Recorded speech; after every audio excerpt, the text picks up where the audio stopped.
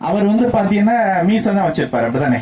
மீசை வச்சுட்டு எப்போதும் அப்படிதான் இருப்பாரு. திடீர்னு அவர் மீசையை வலிச்சிட்டாருன்னா இன்னொரு விஜய் அப்படின்னு தான் நம்ம படத்துல பார்ப்போம். சோ அதான் ஸ்ட்ரெயின் அப்படிங்கிறது. விஜய் தான் மீசை வச்சா ஒரு விஜய், மீசை எடுத்துட்டா அதுதான் ஸ்ட்ரெயின் பேரு. அந்த கொரோனாவே வந்து உருமாறி வர்றது. சோ அதுக்கு தான் ஸ்ட்ரெயின் அப்படின்னு சொல்றோம். அந்த ஸ்ட்ரெயின்னால நிறைய பிரச்சனைகள் வரும். சோ அந்த மாதிரியான பிரச்சனைகள் இன்னும் தமிழகத்திலும் இருக்கு, இந்தியாவிலும் இருக்கு. அதனால இந்த கொரோனானால வரக்கூடிய விளைவுகள், ஒரே ஒரு விளைவு மட்டும் நான் சொல்றேன், அது சைட்டோகைன் சிண்ட்ரோம் அப்படின்னு சொல்லுவாங்க. அதாவது வெள்ளை அணுக்கள் கேள்விப்பட்டிருக்கீங்க, உங்களுக்கு எல்லாம் தெரியும், ஒயிட் பிளட் செல்ஸ். சோ அது எந்த ஒரு நோய் வந்தாலும் பாத்தீங்கன்னா அந்த வெள்ளை அணுக்களோட எண்ணிக்கை அதிகரிச்சு அந்த கிருமிகளை வந்து கொள்ளும். ஆனா இதுல அந்த வெள்ளை அணுக்களோட எண்ணிக்கை மிக அதிகமா போயிட்டு அதுவே வந்து நோயாளிக்கு வந்து மிகப்பெரிய பாதிப்பை ஏற்படுத்துகிறது. அதே பாத்தீங்கன்னா பல உறுப்புகளை செயலிழக்க செய்யும், மல்டி ஆர்கன் ஃபெயிலியர் அப்படின்னு சொல்லுவாங்க.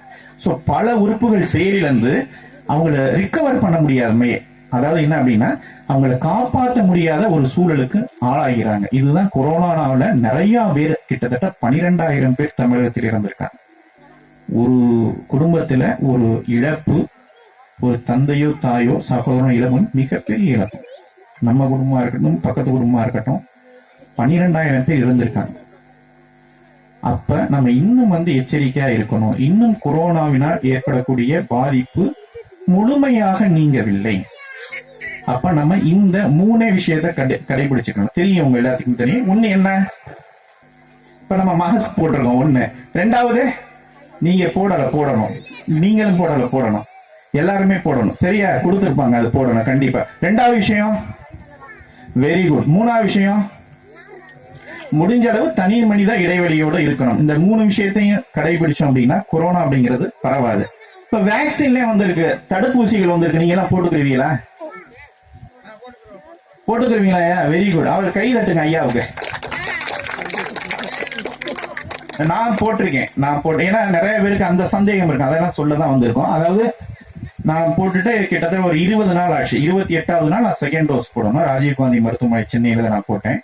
ஸோ 28வது நாள் அந்த ஒரு டோஸ் போடணும். இதனால எனக்கு எந்தவித பாதிப்பும் இது நாள் வரைக்கும் வரல. இன்னும் ஒரு புள்ளி விவரம் சொல்ல அப்படின்னா 44 லட்சம் பேருக்கு இது வரைக்கும் இந்தியாவில போட்டிருக்காங்க. 44 லட்சம் பேருக்கு.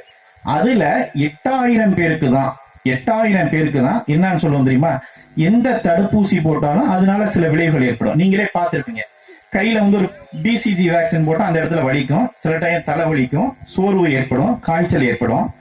இதெல்லாம் அட்வர்ஸ் ஈவென்ட்ஸ் ஆஃப்டர் இம்யூனைசேஷன் அப்படின்னு சொல்லுவாங்க, AEFI அப்படின்னு சொல்லுவாங்க. சோ அந்த விளைவுகள் மட்டும்தான் இந்த 8,000 பேருக்கு ஏற்பட்டது. எத்தனை பேருக்கு போட்டது? 44 லட்சம் பேருக்கு போட்டது. 8,000 பேருக்கு தான் ஏற்படும். இதுல மருத்துவமனையில அனுமதிக்கப்பட்டவங்க 34 பேர் தான். அதனால நம்ம இந்தியாவில் தயாரிக்கப்பட்ட கோவேக்சின், கோவிஷீல்டு என்ற 2 தடுப்பூசிகளும் மிக பாதுகாப்பானவை. உங்களது வாய்ப்பு வரும்போது தயவு செய்து போட்டுக்கணும். சரியா?